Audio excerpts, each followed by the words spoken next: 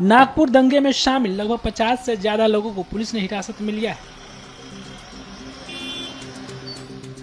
जिन्हें पुलिस सुरक्षा में मेडिकल जांच के लिए ले जाया गया। साथ ही सोशल मीडिया के जरिए माहौल खराब करने वालों पर प्रशासन कड़ी नजर बनाए हुए है।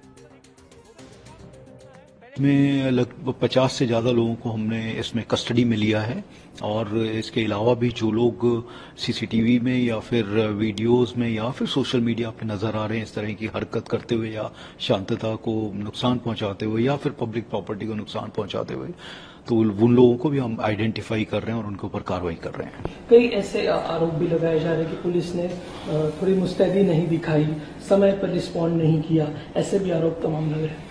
देखिए, आरोप लगा रहे होंगे, परंतु आप अगर देखेंगे कि जिस तरह से वहाँ पे हमारी पुलिस थी शुरू से, किसी को कोई नुकसान नहीं हुआ फिजिकली। अगर हम देखते हैं तो इसमें इनफैक्ट पुलिस बिल्कुल आगे थी हर एक उसमें, इसीलिए 33 हमारे पुलिस ऑफिसर्स उसमें इंजर्ड हुए हैं और पुलिस ने बहुत अच्छे से काम किया, ऐसा मुझे लगता है, मेरा मानना है, क्योंकि ये मिक्स लोकेलिटी है और वहाँ पे कंस्ट्रक्शन का काम चल रहा था।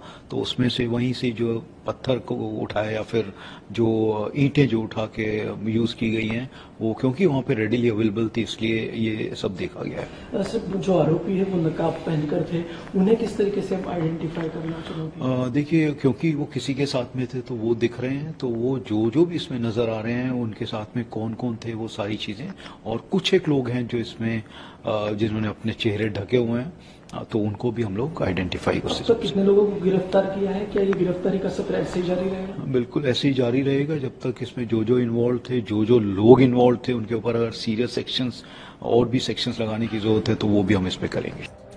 बता दें कि नागपुर के महल परिसर में औरंगजेब की कब्र को हटाने की मांग को लेकर दो गुटों के बीच जमकर झड़प हुई। हिंसा में कई गाड़ियों में तोड़फोड़ की गई, साथ ही आगजनी की घटनाएं भी देखने को मिली।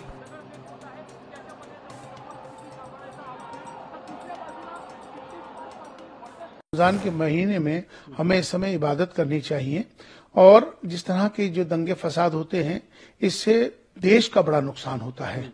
जिस तरह से आज हमारे देश को इस समय मिलके चलने की जरूरत है। बाहरी शक्तियां इस समय सक्रिय हो गई हैं जो देश के अंदर दंगा फसाद कराकर देश के अंदर नुकसान पहुंचाना चाहती हैं। ऐसे आतंकवादी, औरंगजेब हो या इन मुगलों का कोई भी अस्तित्व हो, उनका नामो निशान भारत में नहीं होना चाहिए। इस प्रकार के मकबरे और मजारें जो बना दी गई हैं आतंकवादियों की, इनको हटाकर और यहाँ पर शिवाजी महाराज, महाराणा प्रताप, लक्ष्मीबाई, जीजाबाई, अहिल्याबाई, इनकी मूर्तियां स्थापित होनी चाहिए। जो वाकयात इस समय हो रहे हैं, दंगा फसाद, ये एक अच्छी चीज नहीं है।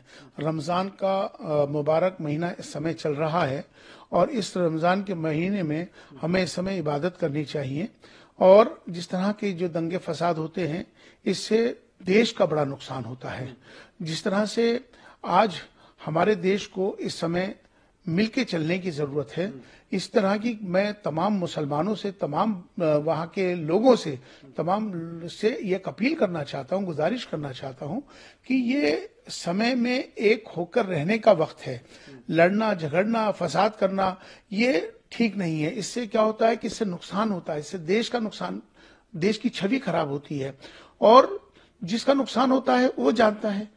किसी की दुकान जल जाती है, किसी का मकान जल जाता है, किसी के लोग इस दुनिया से चले जाते हैं। तो इसलिए हमें तमाम सबसे मेरी अपील है कि इसका ऐसे मुद्दों पर, खास तौर पे ऐसी अफवाहों पर बिल्कुल ध्यान ना दें, क्योंकि बाहरी शक्तियां इस समय सक्रिय हो गई हैं जो देश के अंदर दंगा फसाद कराकर देश के अंदर नुकसान पहुंचाना चाहती हैं। ऐसी शक्तियां जो राष्ट्र विरोधी शक्तियां हैं, जो चाहती हैं कि देश के अंदर अमन, चैन, सुकून खराब हो जाए। तो मेरी तमाम सभी से गुजारिश है, अपील है कि शांति बनाए रखें और आपसी सौहार्द का माहौल बनाए रखें। इस समय में हमें पुरानी बातों को ध्यान में न रखते हुए आज की बात करनी चाहिए, क्योंकि आज का जो भारत है बदलता भारत है। आज का भारत नवीन भारत, आज का भारत उत्तम भारत। आज भारत जिस तरह से प्रधानमंत्री श्री नरेंद्र मोदी जी के नेतृत्व में जिस तरह से तरक्की की तरफ बढ़ रहा है, देश बहुत ऊंचाइयों पे पहुंच रहा है, तो हमें सबको ये चाहिए कि इस समय किसी भी आपसी झगड़े, फसाद, दंगे और इस तरह के मामला से हमें बचना चाहिए, परहेज करना चाहिए। इस समय राष्ट्र में सबको मिलकर राष्ट्र की तरक्की में, निर्माण में सब योगदान दें और सब मिलकर चलें। राष्ट्र सर्वोपरि है, इसका ख्याल रखना चाहिए। मैं इस पक्ष में हूं, हमारे जितने भी सनातनी संगठन हैं, जिन सब ने एक जायज मांग की है, भारतवर्ष में जितने भी आतंकवादी आए, ये आतंकी लोग आए, लुटेरे आए, ये लुटेरे यहां देश को लूटने आए, यहाँ के मठ मंदिर आश्रमों को, मूर्तियों को खंडित करने आए, मार मार के धर्म परिवर्तन इन्होंने यहां कराया और यहां पर माताएं बहनें से लेकर अनगिनत को इन्होंने अपनी जो हरकतें की वो हम सबको पता है। कहने से पीड़ा और मन दुखी होता है। ऐसे आतंकवादी, औरंगजेब हो या इन मुगलों का कोई भी अस्तित्व हो, उनका नामो निशान भारत में नहीं होना चाहिए। यहां इस प्रकार के मकबरे और मजारें जो बना दी गई हैं आतंकवादियों की, इनको हटाकर और यहां पर शिवाजी महाराज, महाराणा प्रताप, लक्ष्मीबाई, जीजाबाई, अहिल्याबाई, इनकी मूर्तियां स्थापित होनी चाहिए, ताकि हमारे देश की नई पीढ़ी को ये इतिहास भी पता चले कि ये आतंकवादी, ये मुगल इस देश को लूटने के लिए जो आए थे, यहाँ की संस्कृति को मिटाने के लिए आए थे, इनका नामो निशान मिट गया। इनके नाम से कोई भी कब्र, कोई भी स्थान यहाँ होना नहीं चाहिए। है तो उसको तुरंत प्रभाव से हटाकर और ऐसे महापुरुषों की वहां मूर्ति लगानी चाहिए, ताकि हमारी नई पीढ़ी को अच्छा एक संदेश जाए। अन्यथा हमारी नई पीढ़ी क्या बताएगी कि इन्होंने हमें लूटा, कसोटा, हमारी अस्मिता को नुकसान पहुंचाया। और उन लोगों की यहां आज भी पूजा अर्चना होगी क्या? उन पर अगरबत्ती चढ़ेगी या फूल चढ़ेगा? ऐसों पे जूते चढ़े और इनके मकबरे साफ करके शिवाजी महाराज जैसों की मूर्तियां लगनी चाहिए। और ये देश, यहाँ की संस्कृति, यहाँ की परंपराएं पूरी दुनिया में विख्यात है। आज भारत तिरंगे के साथ, सनातन के साथ पूरी दुनिया में वर्ल्ड लीडर बनकर काम कर रहा है। एकमात्र भारत और ये सनातनी लोग जो सारे जगत की मंगल की कामना करते हैं, सुख शांति की कामना करते हैं और पूरे जगत को अपना परिवार मानते हैं।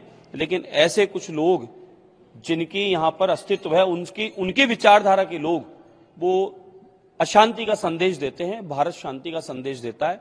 आदरणीय मोदी जी के नेतृत्व में ऐतिहासिक विकास भारत का हो रहा है और उसी विकास में इस प्रकार के अगर आतंकवादियों की कोई ऐसे अस्तित्व आज भी मौजूद हैं तो वाकई में हटना चाहिए। नई पीढ़ी के लिए एक अच्छा संदेश जाएगा। मैं मुख्यमंत्री नहीं हूं, ना ही मैं गृह मंत्री हूं, तो मुख्यमंत्री जो है, मुख्यमंत्री जी को पूछो किसका हाथ है, क्योंकि आरएसएस का मुख्यालय वहां है। डबल इंजन सरकार की असफलता है और अगर ये सरकार असफल है तो इन्होंने इस्तीफा देना चाहिए। आप 400 साल पुरानी बात आप निकाल रहे हैं तो निकालो और इमीडिएट जो भी वहां उनकी कब्र है उखाड़ डालो।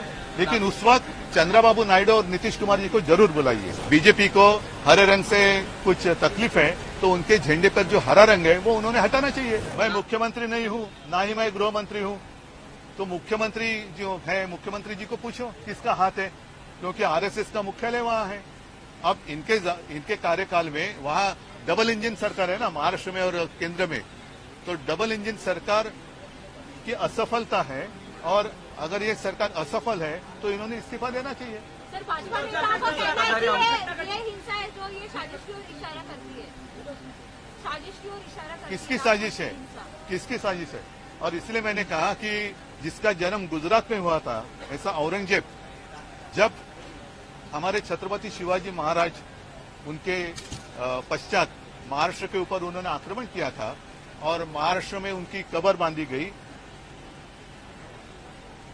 बार बार कहना ठीक नहीं, लेकिन सच्चाई है कि गुजरात में जिसका जन्म हुआ था वो औरंगजेब महाराष्ट्र के खिलाफ, छत्रपति शिवाजी महाराज जी के खिलाफ जो महाराष्ट्र में आए थे वो वापस आगरा नहीं जा सके। तो आप 400 साल पुरानी बात आप निकाल रहे हैं तो निकालो और इमीडिएट जो भी वहां उनकी कब्र है उखाड़ डालो।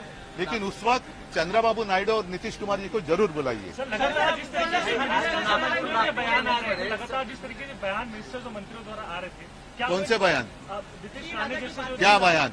जो लगातार औरंगजेब का मुद्दा छेड़ रहे थे, नीतीश राणे हो, सिंह राजा हो, क्या लगता है कि प्रमुख कारण बना इस पूरी हिंसा के? नहीं, मैंने कहा ना कि उन्हीं की सरकार है ना। चिल्ला चिल्ले नाटक ढोंग क्यों कर रहे, नाटक क्यों कर रहे? जाओ मोदी जी के पास। मुख्यमंत्र्यांनी आश्वास दिला और जो बुलडोजर यूपी में चला रहे थे वैसा बुलडोजर चलाओ ना, किसने रोका है? मुख्यमंत्र्यांनी अशा वक्तव्य अगर ऐसी बात है तो भाजपा ने अपने झंडे से हरा रंग निकालना चाहिए। बिल्कुल, अगर भारतीय जनता पार्टी बीजेपी को हरे रंग से कुछ तकलीफ है तो उनके झंडे पर जो हरा रंग है वो उन्होंने हटाना